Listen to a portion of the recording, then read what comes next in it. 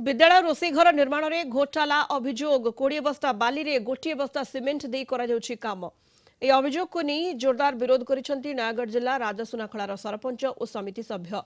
राजसुनाखलार सरकारी उच्च विद्यालय हॉस्टेल रोषेई घर पर 5 लाख टंका आसी। यार कार्यादेश पाइथिबा ठिकादार अति निम्नमानर काम करुथुबा अभियोग होइछि। घर तैयारी करिबा पई नियो खोला जाई नथिबा बेले कांथ फाटिबा सह पिलर दोहलुछि। काम बंद करने सह विजिलेंस तदंत दाबी करिसेंती सरपंच और समिति सभ्य।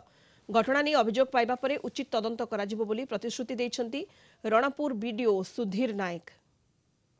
राजसुनाखला ग्राम panchayat high school SC SC hostel छोट पिला आज शिशु कालीर भविष्य आम गोटे रोष घर 5 लाख गोटे प्रोजेक्ट आसाला से जो कंट्राक्टर काम कर अति निम्न निम्न अति निम्न काम हो माटी थुआई इटाधिक खाली बाली इटारे काम हो चलती शिशु मान रोषेई घर पूरा भितर बसले कौन असुविधा हम दायी किए रहा विजिलेंस को तदंत करा पुंखानुपुंख उपर स्तर बहुत तदंत हो काम आरंभ करा तदारख करी देखिया भितर माने इटा खाली थुआई 15टा बाली गोटे सिमेंट रे निर्माण काम हो पिलर को जाई देखला बेले खुंटी हाथ मारी बेला खुंटी दोहली जाउची पूरा निर्माण काम होइची।